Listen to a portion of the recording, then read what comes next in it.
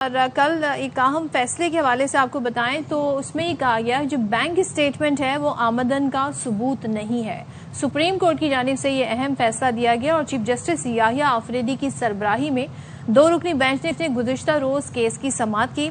عدالت نے قرار دیا کہ صرف رقم کی منتقلی آمدن کا ثبوت نہیں، بینک اکاؤنٹ میں موجود رقم کو بلا جواز خفیہ آمدن نہیں کہا جا سکتا. تو عدالت نے کیس میں ٹیکس حکام کی نظر ثانی کارروائی غیر قانونی قرار دی اور شہری کو ریلیف دیا.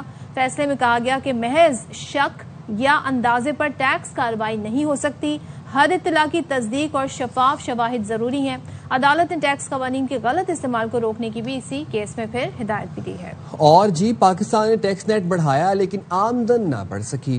پاکستان میں ٹیکس بیس محض عددی طور پر بڑھا ہے. ایشیائی ترقیاتی بینک نے پاکستان کے ٹیکس نظام پر شدید تحفظات کا اظہار کر دیا. پالیسی گائیڈ میں ADB کا یہ کہنا ہے کہ ملک میں ٹیکس اصلاحات کے باوجود ٹیکس آمدن میں خاطر خواہ اضافہ نہیں ہو سکا. ٹیکس فائلرز کی تعداد تو بڑی ہے لیکن ٹیکس ٹو GDP کا جو تناسب ہے، جو ریشو ہے، وہ خطے کے دیگر ممالک کے مقابلے میں بدستور کم ہے.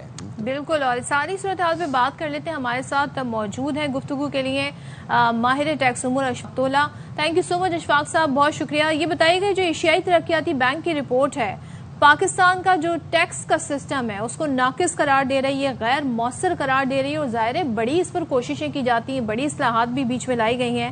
آپ سمجھتے ہیں کہ جو ٹیکس نیٹ بڑھانے کی پالیسی مؤثر رہی ہے یا یہ صرف ایک ہمارے سامنے اعداد و شمار ہیں اور وہ نمبرز ہمارے سامنے ہیں، باقی اصل اصلاحات ابھی اس طرح سے ہوئی نہیں ہیں؟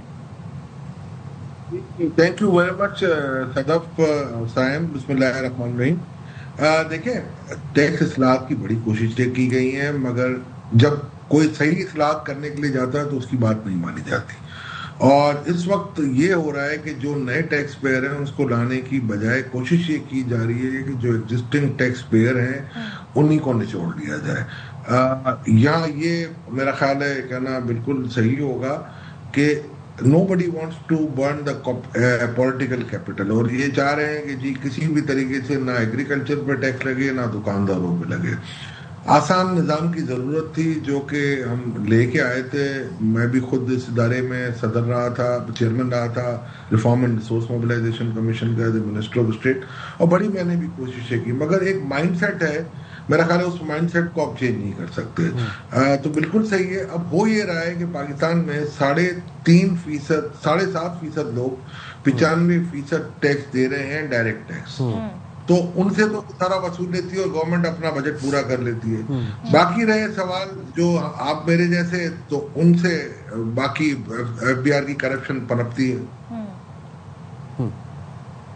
اچھا اشفاق صاحب، یہ ذرا یہ بتائے گا کہ پاکستان میں ٹیکس ٹو GDP تناسب خطے میں سب سے کم کیوں ہے؟ دیکھا، ہم سے کم بھی ہے بنگلہ دیش میں، ایسی بات نہیں، مگر مین یہ اس لیے کم ہوتا ہے آپ کا. ایک تو وجہ یہ ہے آپ کی کہ آپ کی بیس بہت چھوٹی ہے. دوسری بات یہ ہے کہ آپ کا 24% ایک حصہ ہے ایگریکلچر اور بالکل ٹیکس نہیں دیتا. میرا خیال ہے کچھ امپیکٹ 6 سے 7% کا امپیکٹ آتا ہے کہ ریٹیلر کا بہت بڑا رول آپ کو نظر آئے گا سروسز کی اکانومی میں، مگر اتنا بڑا رول نہیں ہوتا. 6 سے 7% ہے، وہ بھی نہیں دے رہے. ایکسپورٹر بھی اپنے ٹرو پوٹینشیل پہ ٹیکس نہیں دے رہے. تو بہت سارے ایسے واقعات ہیں اور ایسے پرابلمز ہیں ہمارے پاس جس کی وجہ سے مجھے نظر آ رہا ہے کہ ٹیکس آپ کا بڑھ نہیں رہا.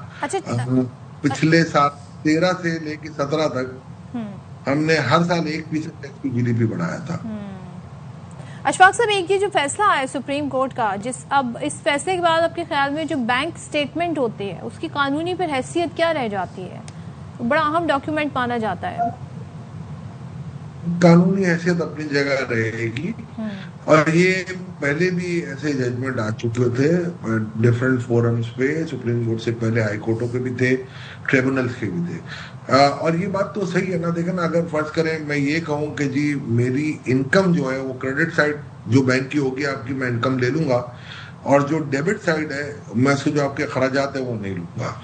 تو وہی معاملات ہوتے ہیں کہ صرف سیل ریونیو ہی ریونیو نہیں ہے، اسی سے پروفٹ ہم نہیں کیلکولیٹ کر سکتے.